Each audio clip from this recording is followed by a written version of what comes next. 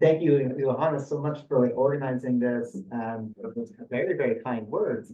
I hope I can live up to them. And I'll just say two things briefly about Brooklyn Institute, because I do think that context is very important. So Brooklyn Institute of Research, as Johannes mentioned, is sort of a unique institution in the Anglophone world. Whatever.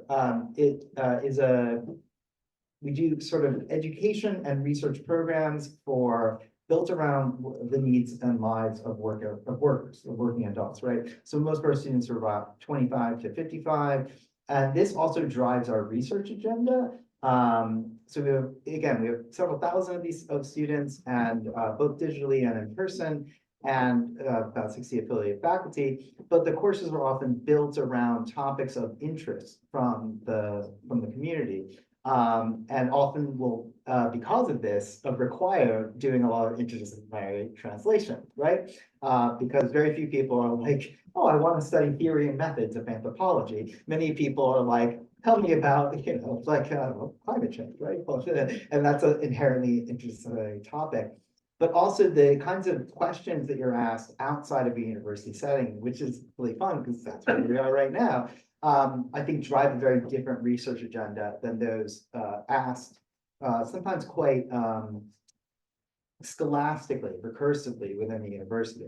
So that's the first thing to say. And the other thing to say is when I'm asked to give sort of these presentations of the work, I'll do what I'm going to do tonight, which is I usually, actually, I want to ask a question before I start. I assume most people have not read this book, right? It's in English. I'm not even sure it's on sale here. So yeah, okay. So what I usually do is I have a very narrative preface, which I'll read that and I'll stop on some of the key concepts where I'll slow down and draw from the rest of the work. And hopefully it won't take too long.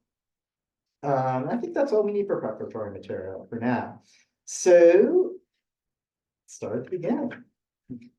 And in fact, you'll get the story of the genesis of the book through reading this. So the story goes, when I started writing this book, I won't tell you exactly when, but let's just say atmospheric carbon concentration hovered at a mere 400 parts per million. I was fairly confident I knew what I was going to argue, some of which still holds. Climate change is inherently political. Climate change forces temporal pressures that are fundamentally at odds with, well, what most people think of as politics or political theory. And that it was vital for the politics of climate change to be far more informed and far more synthesized with the genuinely unprecedented world that was being outlined in ever greater detail throughout the climate sciences. So here's one of the first places I'm going to pause and just say, part of the importance of this, part of my impetus in doing this project, and I hope I've achieved this, was to really take seriously our comrades and colleagues in the natural sciences. Like, I'm a Marxist, right? But part of that is being a materialist. And I feel like I should probably know as much as I can about a physical science portrait of the world, even if I have to critically engage with that, right? Even if I have to say, oh, there might be some problems in how this is being dealt with here and here, I have to understand a picture of the ecological world that we did not have, not only in the 19th century, but even, in the mid 20th century, right? Stuff that we only know now. And I really think it's incumbent upon us as those who identify as Marxist, I sort of like survey the room or something. For people who identify as historical materialists or dialectical materialists, to engage with this work in a comradely fashion, even if it's critical. All right, so back to the story. However, right, as I started to do that, right, study the science, learn what's going on, to really dig in past other people's work, past headline claims, past the Intergovernmental Panel on Climate Change, IPCC, policymaker statements, news summaries, I realized that I needed to drastically change course. That original story, which I think I first presented my first climate stuff in like 2018 or 2017, so it's really a long time ago now. That original story hinged on technologies I discovered were deeply oversold, on biophysical problems I hadn't even yet encountered, and temporal pressures that make me embarrassed at the length of time writing this has taken. If this was, let's say, 1977, perhaps some incrementalist nudge and investment program might have partially worked, at least for some of the most important aspects of climate mitigation and adaptation. And here again, I'll pause, right? These are a lot of the kind of laws and measures, very prominent actually here in Europe, things like, various cap and trade programs, things like this, of the carbon border adjustment, things like that. These kinds of programs could have worked, actually, if we had done them like 30, 40, 50 years ago. Unfortunately, that's not true. A more aggressive, radical, but still systemically conservative plan might have done more. But, this is funny because now it's 2024, I wrote this in 2023, it's 2023, I can just say 2024, and that hasn't been the case for some time now. A lot of what I'm going to tell you about descriptively and prescriptively is significantly more brutal, as there's no magical way to simply roll back the clock. Since we can't, let me start telling you the approximately 420 parts per million story. And again, it's funny because now I think it's like vacillating between 425, 426. And one of my favorite fun facts that I actually had to calculate myself for this book is that 67% of all carbon emissions have been, actually, let me do this, you mind if I keep doing the seminar thing or ask the question? Yes. When do you think 67% of all anthropogenic atmospheric carbon emissions have happened? Like put a number, a year, just guess. In the last 20 years. 20 is even more pessimistic than I am. 40 years. 40 is right, yeah. It's 40 years. And if you think about the difference in like welfare in the kinds of, in the states most responsible, this is not a very pretty picture, right? It's a picture in which we are throwing ever more intensive and ever more aggressive measures, ever more extractive and frankly, ever more exhausting measures on both an ecological and a social level to maintain essentially a kind of disintegrating status quo. Not the best thing on earth. So we'll come back to that. So climate change is not some nebulous impersonal abstraction. I think this is one of the biggest barriers, actually. It's like, what is this thing? It's so big. What do I do about it? Right? It's not some unfortunate phenomenon we all come together and finally solve. Climate change is political. But I think I should, one second. All right, that's a little better. Right, so climate change is political. And here again, I'll pause just to say that even this statement in some circles, even in some environmental circles, can be controversial.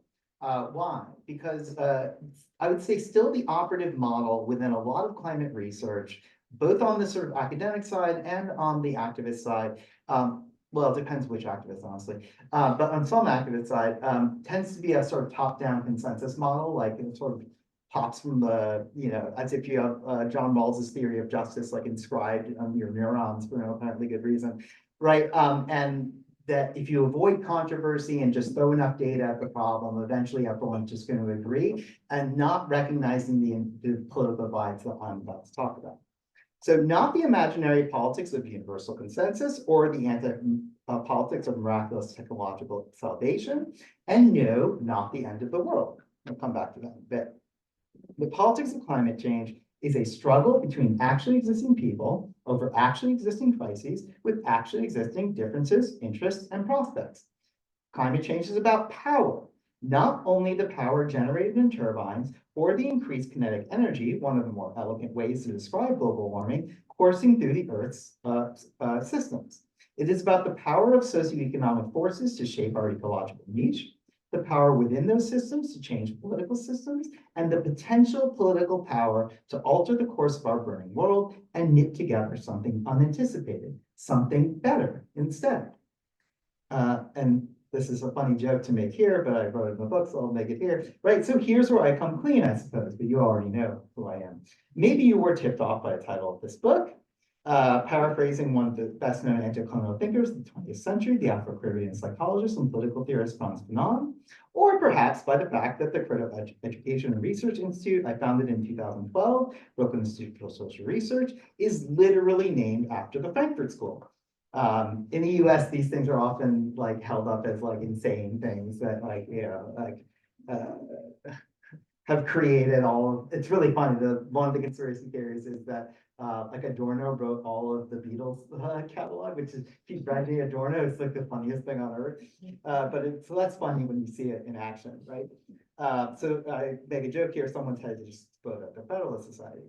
Yes, I am on the political left, a Marxist, albeit a heterodox one. So yes, you're going to hear about capitalism and how it causally is interrelated to climate change and climate politics.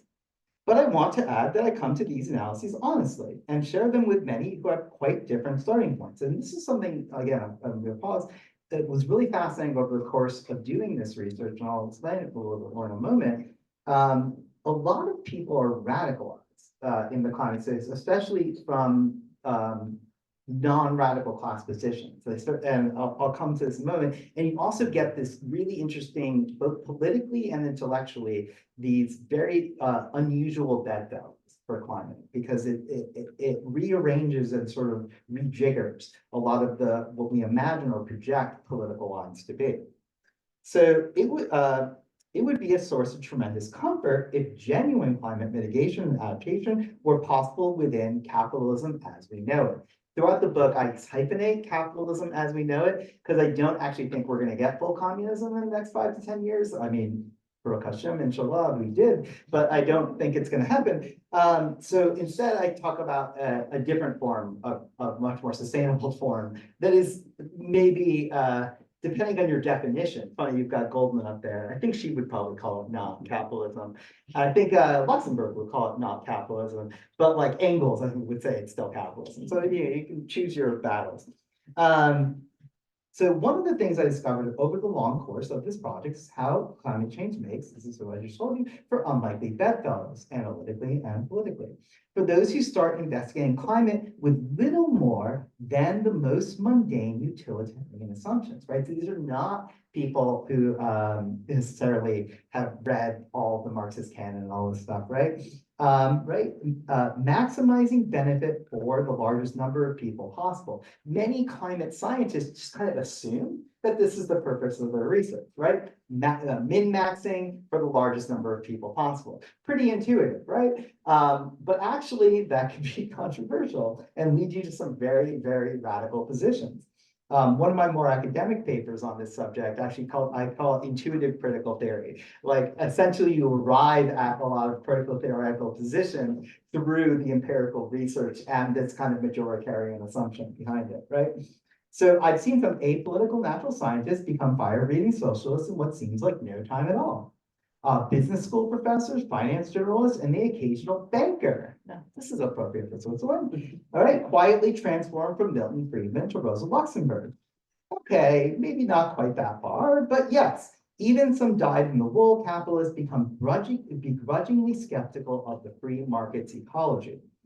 And at the same time, I'm not actually making the case that within this very pressing time frame, we should be aiming even for a cost of society or the abolition of all private property. Climate politics is radical, unprecedented, but in many ways lateral to many conventional categories, right? I'll come back to this later, or we can talk about it in the Q&A. But for example, again, the time pressure. So if people read a lot of the socialist debate, like the market socialist debates of the 20th century, and then especially as ran up in the 80s and the 90s, right? You get sort of tied up in like how on earth is a socialized economy, like in a word, where you use labor tokens, is it going to be a different kind of monetary system, this kind of stuff. And one of the things that's weird about climate is, right, the temporal pressure is so significant that I don't want to be asking this question.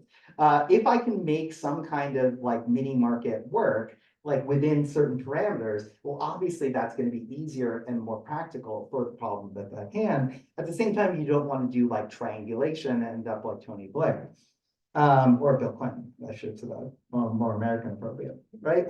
Let me come back to this. I've also noticed many certain specific issues, time again, for example, render certain hot button policy debates largely moot. I critically assessed a host of technologies in the third chapter, but also some of the headline cases right now. Carbon dioxide removal technologies are a hot topic. This is still true.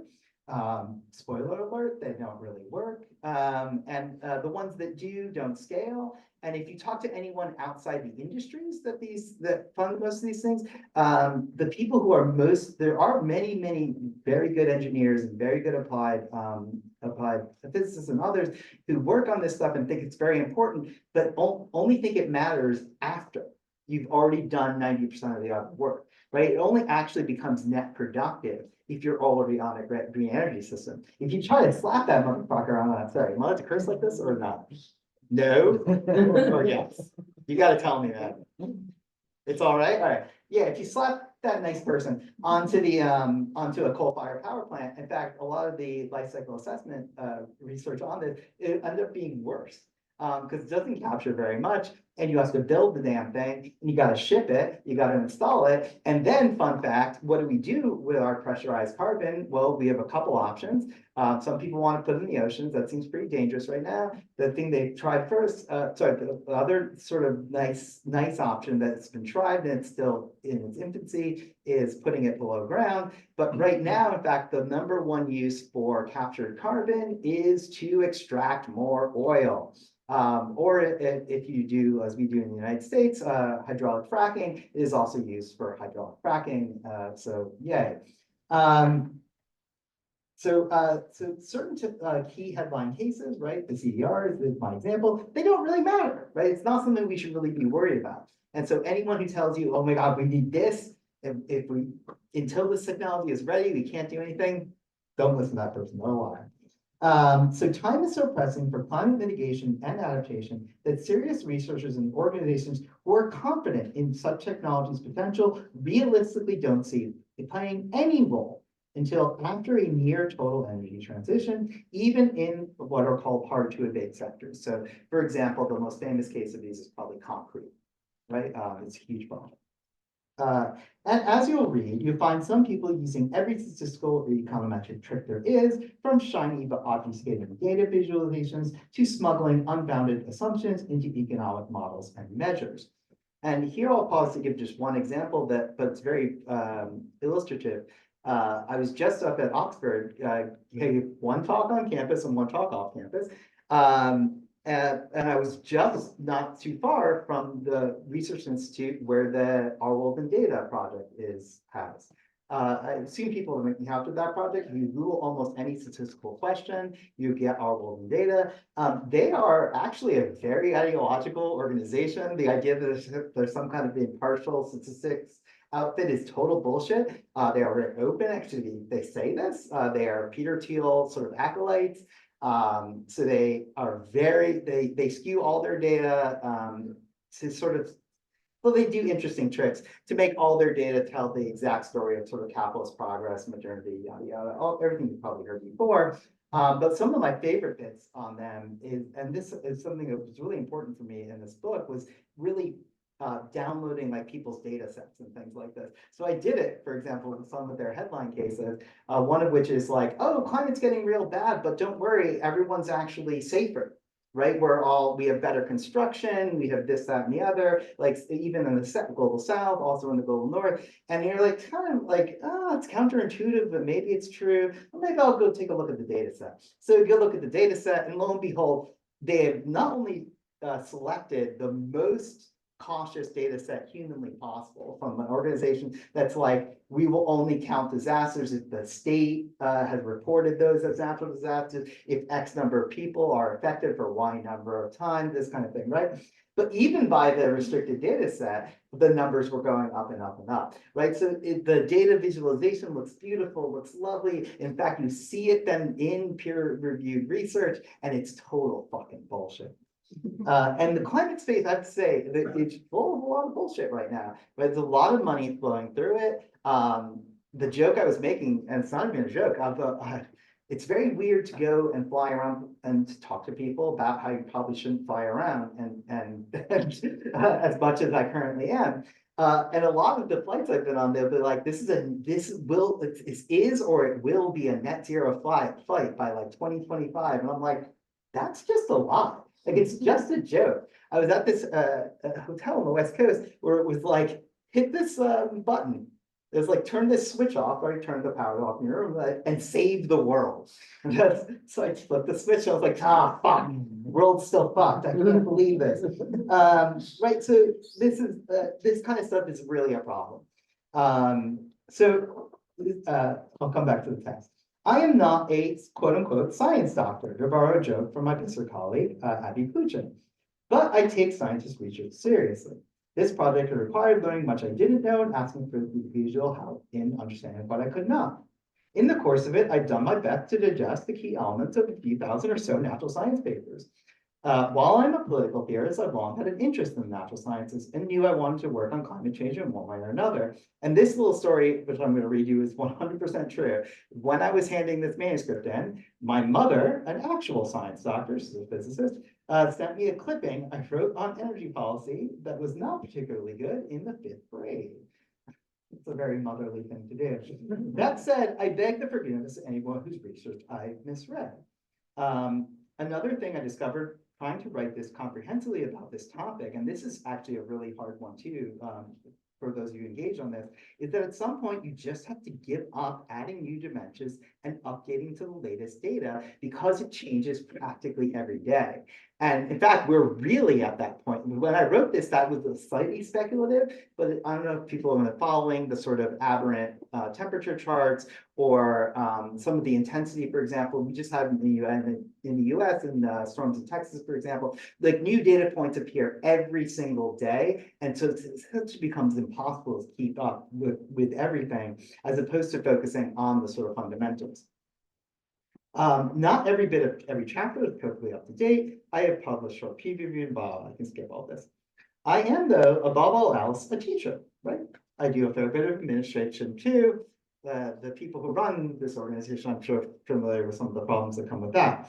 I've had the good fortune to teach material related to this book to waitresses and waiters, coders and garbage men, electricians, and yes, some ecologists. And I've also done political work, from the most mundane volunteering, right, to working on formal elections to advising organizations. Some of the work we do at Visser for Institute Research is also, we will design like white papers and research programs and teaching programs, like for organized labor or for the city or for other activist groups, right? This is also the way we sort of engage with things. I genuinely believe that this kind of work has sharpened this book immensely, giving me windows onto a range of concerns and experiences otherwise often missed. And now you might be wondering where the requisite mind-boggling factum or standard summary introduction is. So in my experience, every climate book starts with like some like horror story about how you're all going to die. I don't really think that's necessary, and here's why. The answer why is simple. I feel no need to frighten you, nor to bolster you. I'm neither a doomer nor a cheery climate optimist. I should have worn my Adorno t-shirt today. I'm a radical climate realist. What I mean by that, I'll address shortly. But I do want to show the work and give you a brief guide to this book. So each chapter begins with or contains an illustrative narrative and proceeds to walk through a larger case. The main text, in fact, there are almost 2 books in this book, and that is totally fucking true. Make sure you can see it. Oh my God, I meant to mark this with better book darts. Yeah, so this is the real main text. This is the commentaries and notes. So there's a second book. It's a 2-for-1, right? Right, the main text presents the full argument, the who's, what's, where's, why, when's, how's of a climate politics with the most pertinent direct details. There's also a fairly extensive notes section filled with a lot more than citations. Early on, this is totally true. I considered some kind of avant-garde presentation, so it would be like the narrative up top and then the commentary down below, right? Right, in this way, to use an example from the first chapter, while one is reading about economic facts like the extraordinarily relatively recent rise in foreign direct investment, something that actually is very vital for talking in Switzerland, or in the use of tax havens in terms of climate politics, one could glance down and read a parallel story about how such phenomena so seemingly distant, right, foreign direct investment, tax havens, but literally socially discipline for climate are actually, even within the cautious mainstream climate science research, connected directly to the accelerated rise of greenhouse gases, for example, or biodiversity loss, respectively, right? So you, in fact, one of the challenges, actually, this is a good thing to mention as well. One of the great challenges for people working in the space, particularly who are being sort of policed for quote unquote politicizing or bringing politics into an area that should be sort of value neutral. I mean, I don't believe these things are possible in the first place, but whatever. People try very hard, and one of the reasons they try very hard is because there is incredibly draconian consequences if you sort of break these rules and whatnot in the natural sciences. But also, it's impossible to research this material and not end up in certain kinds of radical places, right? So there's almost, so the paper I was actually citing here, and that I cite later in the book that I'm just talking about here, is by a very, very prominent Argentinian marine biologist. And she's just like, I can just show you a direct causal relation between the rise of certain kinds of features of globalization and the biodiversity loss in certain kinds of ocean waters. It's just there. It's just in the record. One of the biggest, most famous and widely cited reviews of climate science literature actually features my favorite paragraph of all time in the natural sciences, because it doesn't say capitalism is destroying our ecosystems. It says this, it says, the dominant, I have to get this right, this is from memory, so please forgive me. The globally dominant hegemonic socioeconomic system is predicated on exploitative resource use and, oh God, exploitative resource use and something, right? But which is like cautious science-ese for, yes, capitalism is incompatible, or capitalism as we have it is incompatible with serious notions of sustainability. That is not from, like, I'm trying to think of who like the most famous eco-Marxist is. It's like, I don't know, James O'Connor. It's not Andreas Malm. It's not Jason Moore. It's not Vandana Shiva, like radical environmental thinker, right? That is from a team of atmospheric chemists. Right? That is not, these are not like, again, very initially very radical people, but they keep running into this barrier over and over again. And in fact, count on people like you. People like both me and also people like you to actually sort of fill in the gaps, because they're like, and about that stuff, we don't know what to do, but you all probably have some ideas about what to do about that. So anyway, all right, I could skip all the stuff on text. So here's what I outline the argument, and this is the most important part. So the first chapter is we're not in this together. I did write that title before it became, I don't know if that was a pandemic slogan here, but in the United States, that was a really popular pandemic slogan, which is very funny as someone who comes from an ideology critique background. Whenever the sort of media screams something at you as loud as possible, you know it's not true, right? So like, right, right, we're all in this together, we're all in this together, we're all in this together. When in fact, I was like, oh, so what you mean is we're sacrificing like workers at a certain level, and some other folks have like completely left the country, and some people are sort of stuck in the middle. So we're literally could not be less in things together. But still, good, we're not in this together. Is the basic outline that sets up the political argument. The politics of climate change are not about denial. So here I want to pause again. So it used to be the case that the United States, so I did it backwards. The United States is the world's chief home of climate denial. Bar none, congratulations, go USA.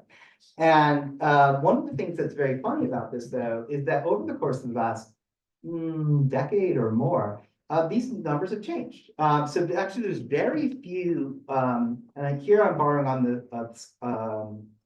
the work of a Norwegian sociologist, Kari Marie Norgaard. Right, everyone always forgets Norway's a petrostate, right? It's like the petrostate that we just don't talk about because it's like our nice petrostate. But whatever. And she talks about it there, that like genuine climate skepticism, like kind of like the Trump thing where he's like, it's a Chinese hoax, or the very famous case, I forget the congressman's name in the United States, but he like brings a snowball onto, did we talk about this yesterday? Brings a snowball onto the floor of Congress, and it's like, see, it's not melting. Where's the fucking global warming? It's not here, right? Like, so that's what makes headlines, right? And it's funny and it makes liberals feel good about themselves. But actually, that's not true. Like most, in fact, even amongst the right in the United States, most people are like, yep, anthropogenic climate change seems to be pretty real. Obviously, on the left, people really believe this. So it is a majoritarian position. You get other forms of things. So for example, the folks who do pose to technology, right? This is sort of what she calls, I think, implicatory denial. So there's other forms of denialism. That's really not where we are today. In fact, where we are is where I'm going, right? So the politics of climate change is not about denial or about extinction, but essentially two different speeds that define two different irreconcilable visions, right? So I'm going to talk about the first vision, which is the gnarlier one, the what I call right-wing climate realism. But in rough sketch, and this is very important, right? We're not dealing with a situation. I mean, there is an apocalyptic scenario, right? If you really let things run away, yada yada yada, at like Delta 5, Delta 6, right? Change in temperature in Celsius above industrial baseline, and you're really in bad shape. But you're also in pretty bad shape in Delta 3, Delta 4, right? So change above industrial baseline of 3 degrees or 4 degrees. But that is where a lot of current policies are aimed at. They're not, in fact, doing nothing. It's doing a certain degree and doing it pretty slow. And why is this important? Well, for some folks, this is great, right? If you currently have a lot of money and you currently have a lot of power, this is actually pretty good. And there's like a coin flip chance that you turn out on the other side okay.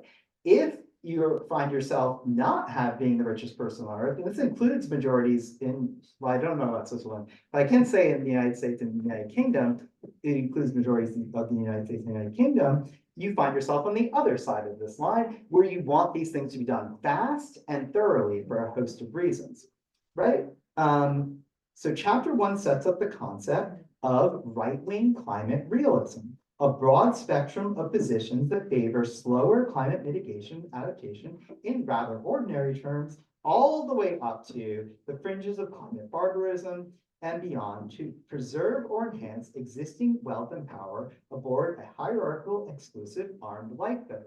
Now that phrase armed lifeboat, I borrowed from Christian Parenti, but really here we are dealing with everything from, I talk about, sorry, am I fucking it up again? No. Okay.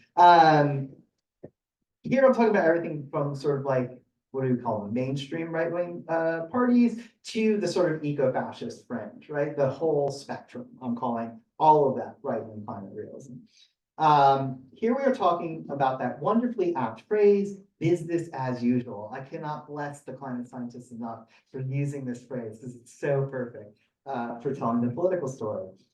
Not in the sense, as I just mentioned, of doing nothing, but of current trajectories as reflected in everything from the policies and practices of firms and governments to those in international political economy, treaties, and institutions. So for example, there's many comprehensive studies what are called the nationally determined commitments of the Paris Treaty. And if you add those up, plus a couple of the corporate statements, yeah, you end up with roughly a 3 to 4 degree world. That's the current policy trajectory.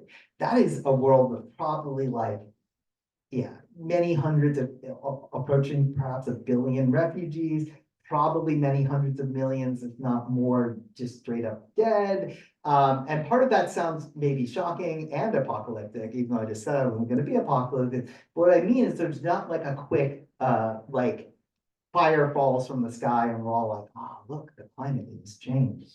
Now we are all going to lie down and die. No, the same studies that do those projections also will talk about how currently you have excess deaths from climate related phenomena of 40 to 60 million per year right now.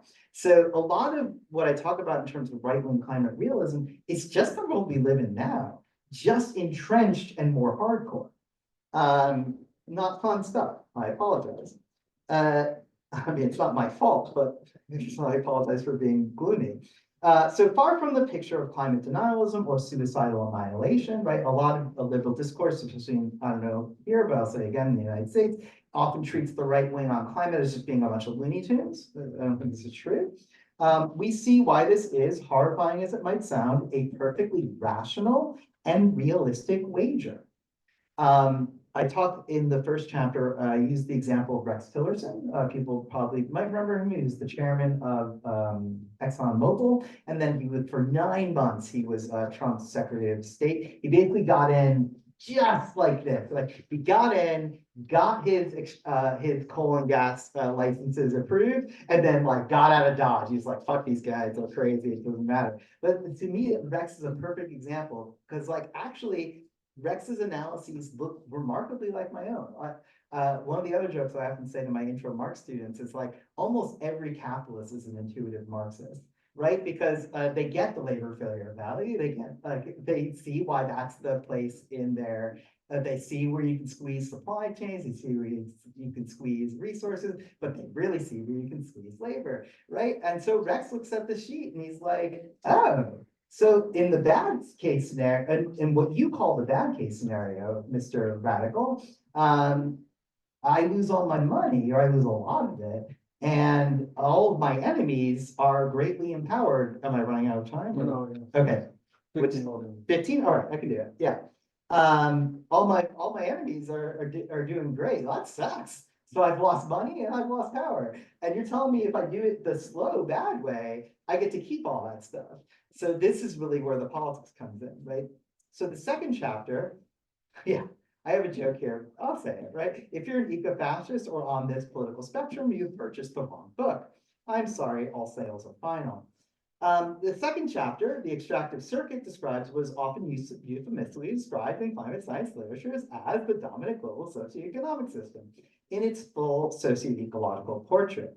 We trace lines on the circuit through specific people, productions, and consumption processes, and through sites and zones of metabolism, extraction, and exhaustion. It is a contemporary and historical portrait. It is a picture of what capitalism really is. And again, here I'll pause. Anyone here study economics in school, either high school or college or anything like this? No one. Holy shit. This is different than the United States. Did you read Samuelson, like the 101 textbook? Maybe it's different here. But like a lot of the standard, even like pre-neoliberalism, standard Keynesian macroeconomics introductions, like have this very funny thing in the very first chapter. You open it up and you start seeing these diagrams of economic processes and the whole system, and it is a perpetual motion machine. It has no energy inputs and very few waste outputs. You're like, wow, this thing's great. Where can I get me one of these? I want one. And right when you actually plug it back in, which is hard work, I have to say, even though it's the shortest chapter, it was the hardest in many ways to write. It's a really, really mind-boggling proposition, because you actually see not only all of the energy inputs, all of the resource inputs, all of the waste products, all of the degradation. You also see, for example, the ways in which certain kinds of systems, so agriculture here is a really good example. It's one of my key sectors I focus on in the book, has gone from a net positive energy transmission, right, or transformation, right? So early agricultural, what we now call indigenous agricultural practices, which is just the accretion of agricultural technologies over time. It's not magic, right? Went from being sort of net positive, right? So you're essentially using plants to collect solar power and convert it into food, right? And you get more food power out of it than you lose into what's it called? Waste processing. Petro farming, which is what most of us do now, especially in the global north, looks at a first glance, right, to be much more productive and much more efficient, right? Because it produces more cereals, it produces more pure caloric value, right? I'm not going to get into, if you want stuff on like quality, read the book. I'm just going to be very quant for a moment. So on that level, it looks great, right? It's fucking great. You want that. And then all of a sudden, you notice that with all the petrochemical inputs, even leaving off things like fertilizer runoff, which is a huge, huge, huge problem, you're actually now efficiency has decreased. Even though you've increased output, you're using like 15 joules of energy to make like 1 kilocalorie, or what, I forget the exact ratio. Again, the pure numbers are in the book. But it's a really good example of this problem, right? We begin to see the difficulty of pricing in the externalities. In the simplest sense of mainstream economics, methods for moving currently unpriced free natural sources and sinks back onto firm ledgers. and consider its multiple confounding characteristics in social and ecological terms. Moreover, a few dimensions are highlighted that I have found absent in many literatures, in particular the qualities of increasing speed. So the speed of our economy is vital, as important as the size, and this is very, I think, under-discussed. And acceleration. And again, one of the sort of omnibus climate science papers is actually, again, it's not radicals, I cannot stress this enough. It's modeled on Polanyi's Great Transformation, but they call it the Great Acceleration, right? Because you can see how all of these different qualities, I mean, the oil economy only really begins in World War II, and it is a geopolitical choice largely on the part of Britain and the United States. So thanks, I guess, again. But right, so right, speed and acceleration in a vicious cycle across socio-ecological metabolism. In dramatic terms, I think of this as the setting. So I give the whole book a sort of dramatic quality. The third chapter, climate Lysenkoism. This is one of the controversial bits. Or how I learned to stop worrying and rescue class analysis discusses this subordination of concrete material conditions to ahistorical, naive, and frankly often silly theoretical abstraction, i.e. what I call climate Lysenkoism, using two key examples from the Anglophone self-described left. I don't know if this is a strong tendency in this country, or I know in some parts of Europe it is, but I don't think it's as powerful as, right? It's not as powerful as it is in the United States, where there really is a push from some of the main, I have to admit, left-wing organizations, to sort of embrace that liberal vision of the kind of, we can have a technocratic solution to everything and a technological solution to everything. It's kind of bullshit, I mean, to be perfectly honest. And it leads to a lot of reactionary problems. So I'll mention it here. In reality, there's nothing left at all about such cases, which have more in common with and indeed indirectly end up supporting eco-modernist tech magnates like Jeff Bezos, Bill Gates, or Elon Musk. So oftentimes this will be tied to also a very conservative version of labor politics, where you're sort of trying to rebuild the Fordist model, right? But if people forget that the Fordist model was not exactly the left's high point anywhere, right? Because if you unionize, even if you sectorally unionize in a Fordist model, your fate is often tied to the fate of the firm, is often tied to the fate of the country, so on and so forth. And one of the great political possibilities I try to outline in this book is that the material basis for internationalism and solidarity is much stronger today than it was 100 years ago, when this really was the first, World War I essentially, right? It was the first crisis to really wreck the left, right? And it is one of my positions consistently over the years that like this failure of internationalism has been the sort of rock on which the left has sort of trashed itself over and over again. And there's kind of a very simple rationale. I can paint this in very high theoretical terms, but it's really quite simple. Like if you're selling a nationalism, I can buy the real deal from the right, or I can buy the watered down version from this like weird left-right thing. This is what I can talk about like German politics, right? Yeah, like the Wagenrecht type people, right, are really into this kind of crap. And right in the end, like all it's going to do probably, unless it goes full bash, it'll just end up being pulling more people towards AfD or similar parties. So not my politics, and also completely detached from reality. So a lot of these plans will be like, we're going to bring the Earth with like 45,000 nuclear reactors. The country that is most dedicated to building nuclear reactors is the People's Republic of China. And it's one of the only things that they have not figured out a way to do fast. They build everything fast in China now, except nuclear reactors. They're very hard to build, and they're very hard to build quickly. And they use tons and tons of resources up front.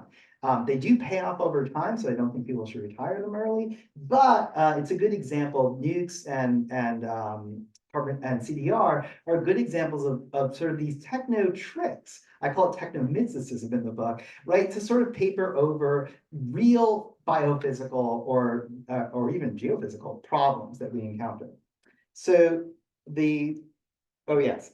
However, addressing such reactionary tendencies sadly all too present in Anglophone global North, gives us the opportunity to review a host of climate change technologies and policies and political histories. In doing so, we get to introduce theories of political affect. So this is the major talk, what Johannes mentioned earlier, the material on exhaustion, on affect, on emotion. So burnout, depression, anxiety, you're probably all familiar with these things. They are not often when I'm talking about this. So my family, half my family comes from India, the other half is just from New York, Ashkenazi Jews, right? And I'm often told, oh, that must be such a personal problem, right? Burnout, depression, these like people, poor people in the South, they can't possibly have those problems. And actually, if you look at the numbers, global burden disease stuff, which is problematic, but whatever, you find that in fact, these are more prevalent, or either equal or more prevalent in the global South than they are in the global North. So people are experiencing these kinds of phenomena really across the board. And it's really easy once you've looked at that socio-ecological picture of what capitalism to see why, right? Because we constantly have to be increasing our own individualized productivity or trying to get on that treadmill, both as individuals and then as firms, as states, and so on. It's a real huge problem. All right, in doing so, political affect, and we also get to outline what I call the minor paradise of a sustainable niche, an outline of radical possibilities, not a utopian blueprint of what a world turned away from the extractive circuit might be. In dramatic terms, think of this as Act 2. The fourth chapter, The Exhausted of the Earth, introduces us to the exhausted. The potential mass or stretched, adapting Fanon's language, class subject of left-wing climate realism. This chapter takes us from the negative ideal of individualized resilience, which I am more than happy to tell you about just how gnarly the genealogy of this concept is, if you're interested, through all the dimensions. I'll do it in the Q&A if you want. If you're not, don't worry. Through all the dimensions of exhaustion to discussions of actually existing climate movements, histories, and strategies the world over. Here, I want to just mention that I draw a lot on examples from the global South, where environmental, what's often categorized following Ramachandra Guha and Jean-Matthias Allier work, ecological distribution context. So it tends to be a little less like, again, it's hard for me to know what the Swiss examples of these things are, but that's sort of like Sierra Club conservationism, very sort of posh, aristocratic, kind of like, I love the landscape, isn't it pretty kind of stuff, right? That's not really the jam in most places that I would look at in the global South. It tends to be like, who's going to own the mine? How much are we going to mine? Under what conditions are we going to mine? What prices are we going to set things up, right? These kinds of very brass tacks political economic decisions, and the conflicts are very hot. So often involve pretty intense can involve pretty intense violence, not only, but most frequently state actors against climate activists and their allies, but often actually, you have to say, in self-defense, where climate actors and their allies, especially in other parts of society, will in fact fight back, which you should. So, right in between meaningless reform, I skipped a bit. This allows us finally to see not only where actual movements already are, and there are movements up here in the North, but we're a little bit behind the ball. We need to catch up and build, right?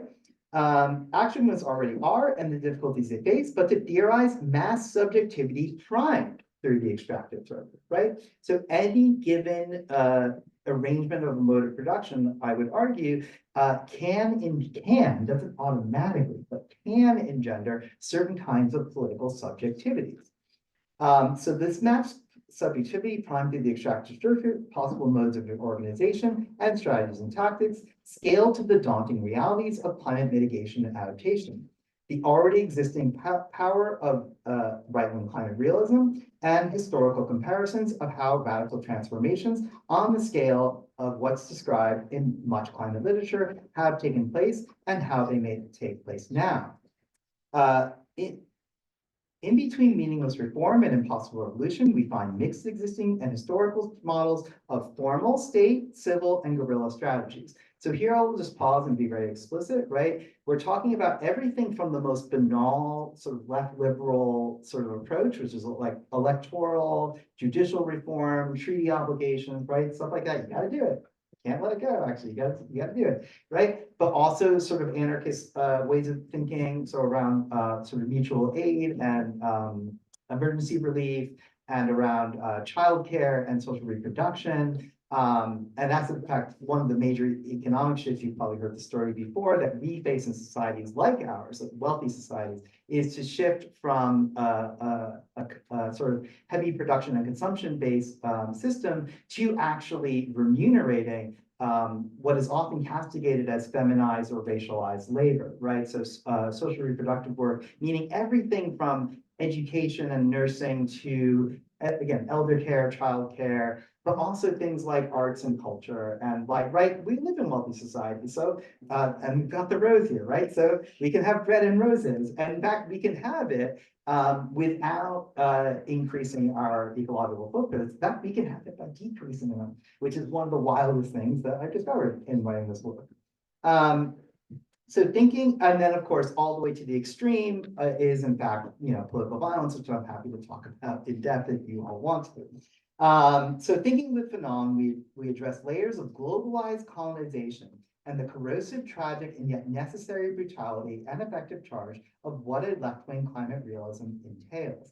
And here, I'm coming to a close, so I'll use one more reference here. When we are talking about climate mitigation and adaptation, often the range of costs, immediate costs, and this is both asset write-off, this is both asset stranding and also what it would do to profitability across a host of sectors, right? So again, people tend to focus on energy, but like this shirt was made by H&M. They profit off of a fast-moving, lean production model that is globalized, right? So if I hurt ExxonMobil, right, or if I keep it in the ground, as we should, right, keep fossils in the ground, H&M loses 40% of its market capitalization as well. So we're talking about wiping out like 40 to even some estimates, $100 trillion more of value. That's fucking hardcore. Rich people don't want to hear that, right? That's not something people like. And the only comparable change to the global socioeconomic system, even remotely approaching this, is not, in fact, for example, the Bolshevik Revolution, is not any of the sort of great labor victories or any of the other left-wing revolutions that you probably have in mind. It's the it's the end of the transatlantic slave trade and the abolition of slavery in the United States, obviously through the American Civil War, which until World War I was the largest, most bloodiest conflict, I believe, in modern history. So we are looking to do a level of structural change that is basically, that's its closest precedent.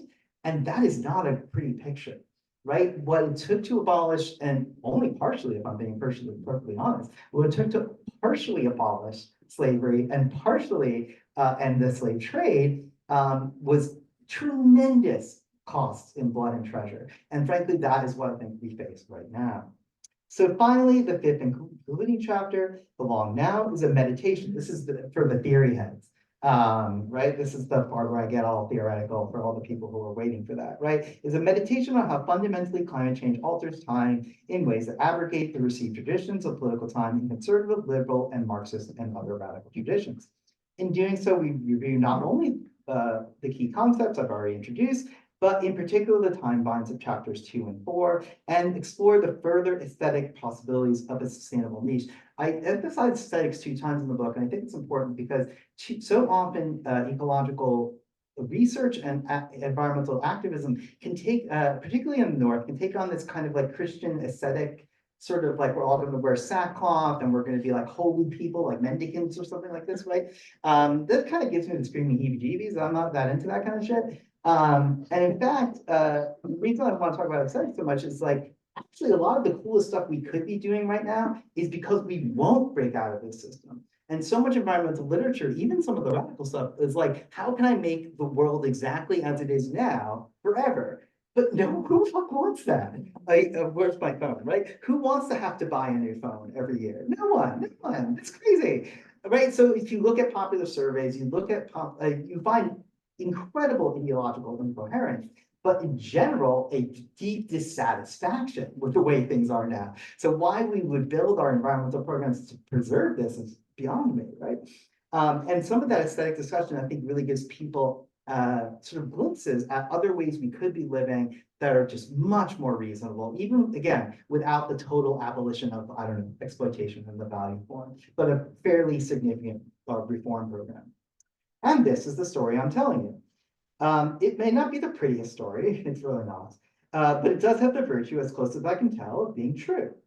The great critical theorist Walter Benjamin once argued that storytelling, today a much abused term, and particularly in the climate space, the storytelling, in the way in which people is the way in which people can relate, record, intermingle personal and social experience, passing along the story ever so slightly augmented, right? You know, people have ever read Benjamin's great essay, The Storyteller, right? He talks about like people like, it's really funny because it's such like a both a contemporary and a century-old image of the left. It's about like people like knitting and listening to stories and sort of internalizing it and then passing it along, right? It's a really beautiful idea, right?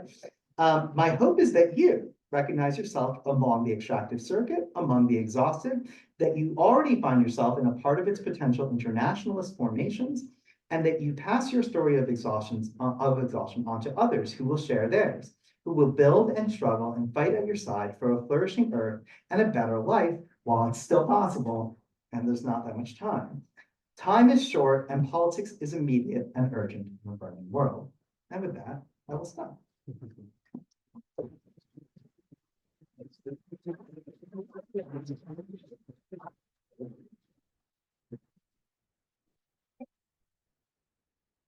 I'll join you on the couch. Thank you Okay. so much. Thanks, man. So yeah, we'll open up for Q&A. So have your questions ready.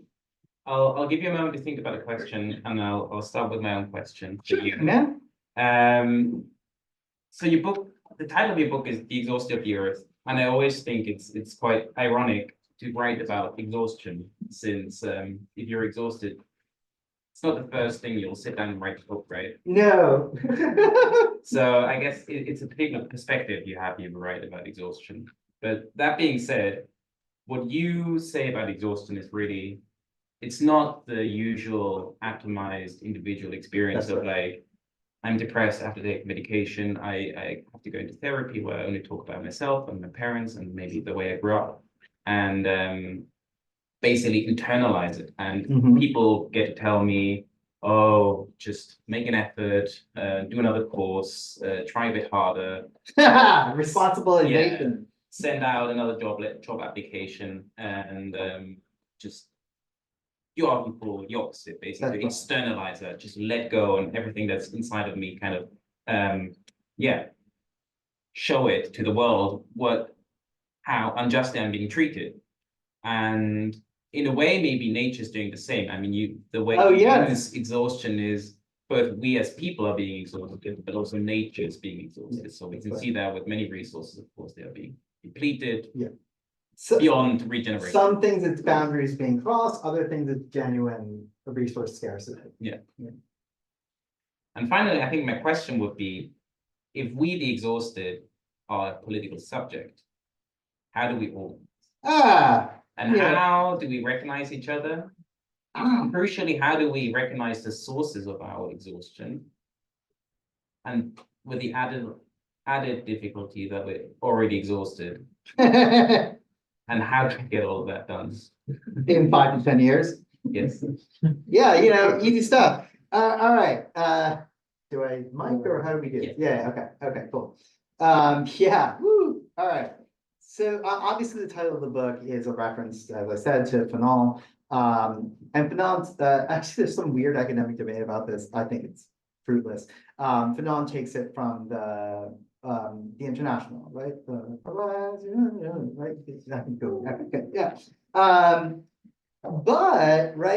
one of the reasons why the Fanonian model is a little more helpful for me than my classic Marx class theory model is simply that, and also remember, he's a psychiatrist, right? So he is someone very intensely focused on the human emotional experience, right?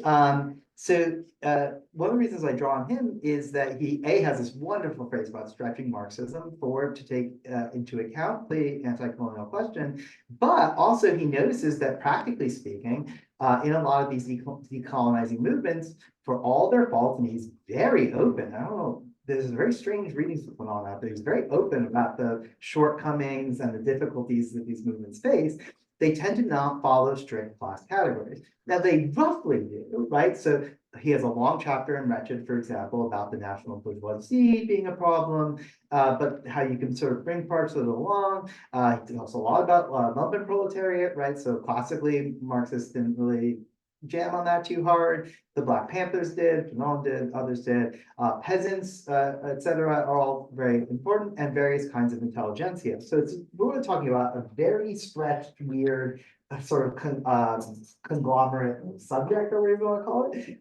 But it does come into a kind of affective alignment, is what he argues, right?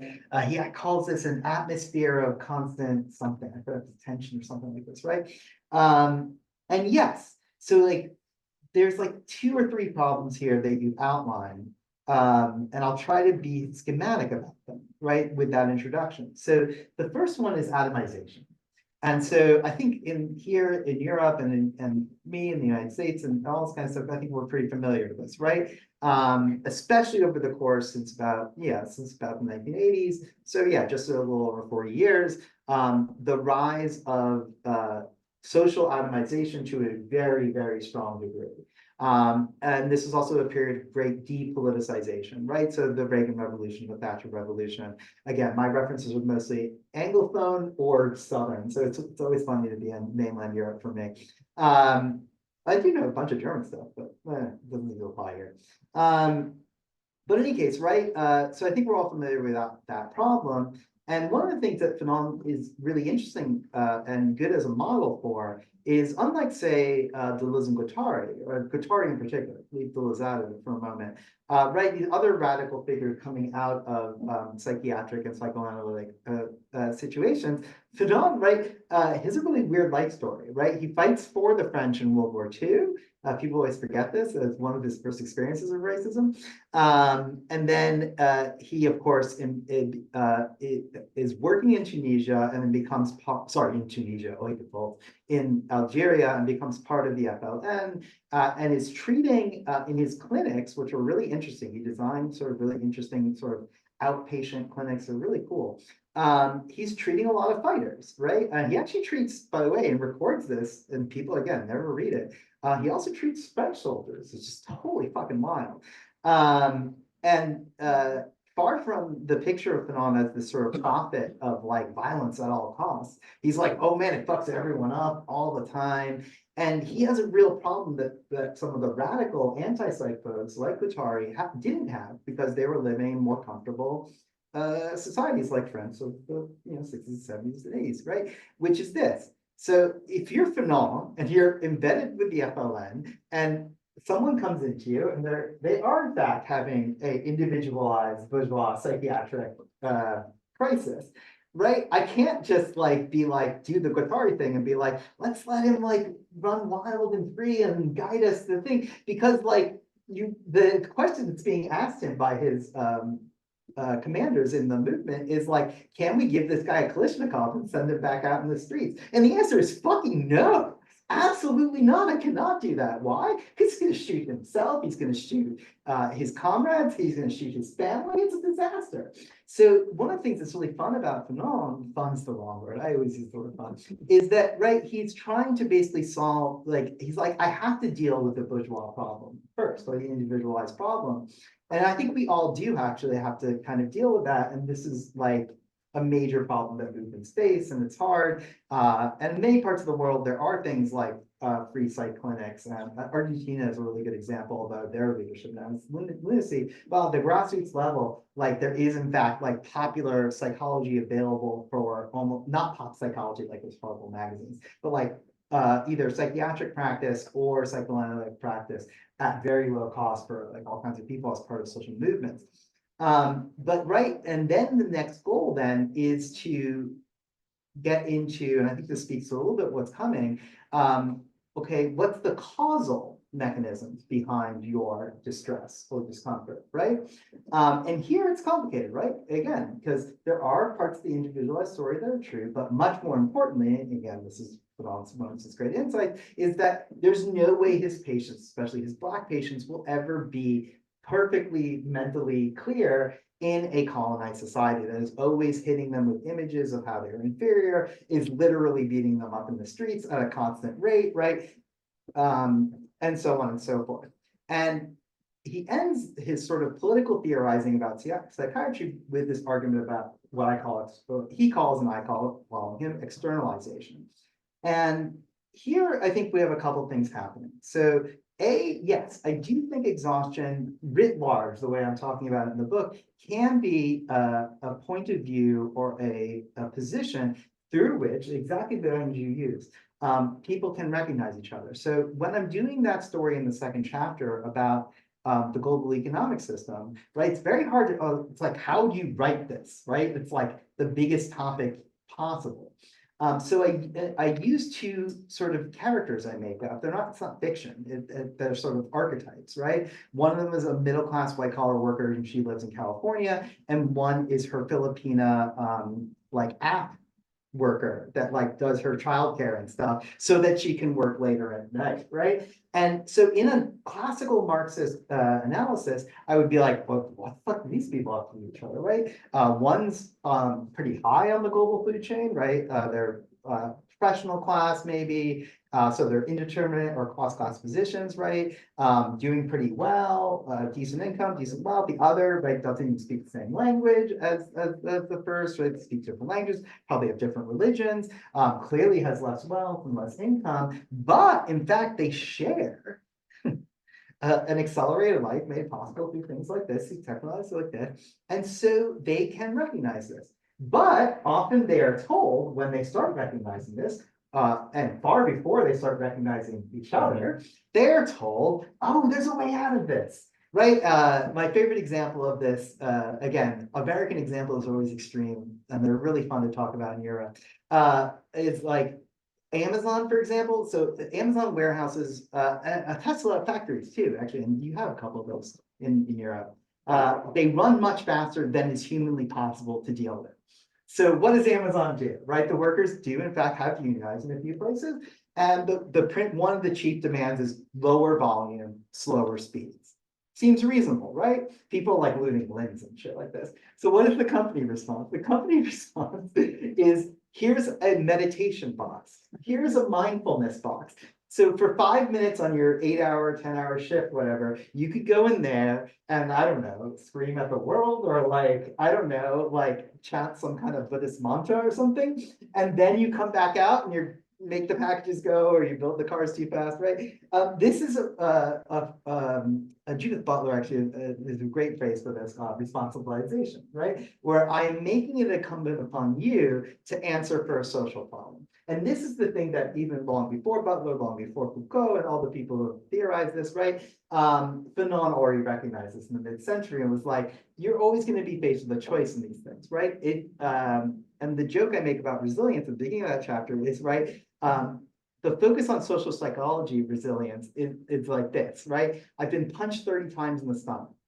And I sort of, I'm like, oh man, this really sucks. And I get up and I'm like, and instead of, and the resilience discourse will often be like, oh, wow, if you have certain psychological dispositions, and again, I'll do the genealogy if people want, but I won't now because it'll take too much time.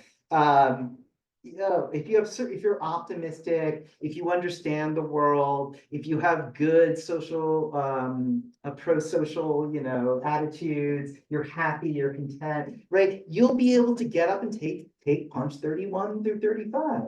As opposed to asking a very obvious question, which is, why the fuck am I being punched so many times? Right? And in fact, wouldn't you please stop punching me so hard or punching me at all? Right? And this is what Fanon would call externalization, right? With the point at which I say, okay, there is in fact a social cause and it requires a social solution, and that solution is going to be fundamentally structurally changing things.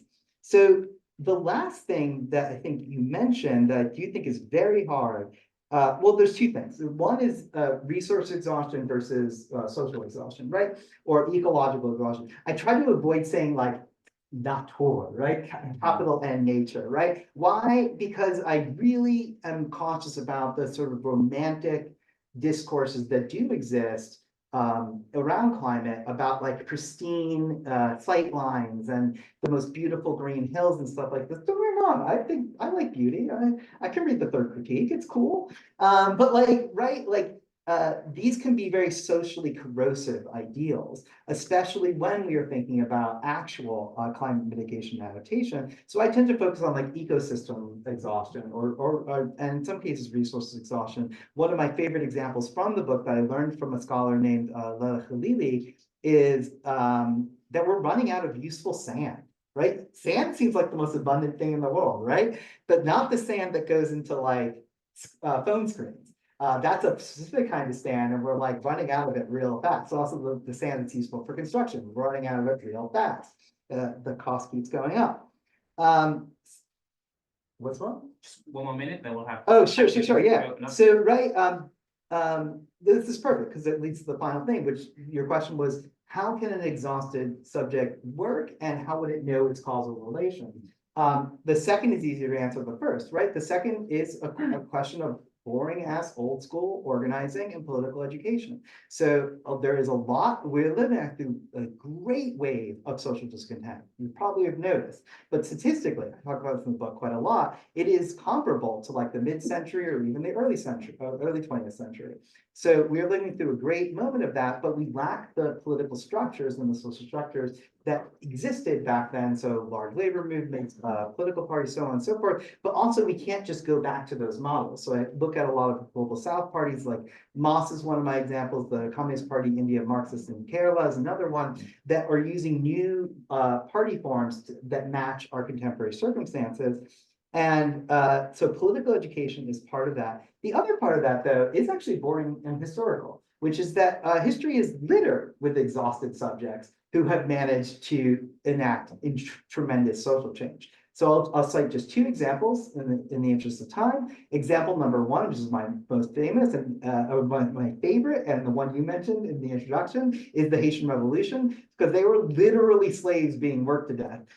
So it kind of can't be more exhausted than that. But remember, the ledger slave owners held was like, we get about 5 to 6 years of productive activity, then they fall apart, right? That such a people was able to mount not just a revolution, but then 2 successive waves of invasion. Now, of course, there was encirclement, and the U.S. has invaded Haiti, I think, 13 times over the course of its history. But right, that was even possible shows the potential of an exhausted subject. Actually, I'll stick with this example for the second half as well. The political education side.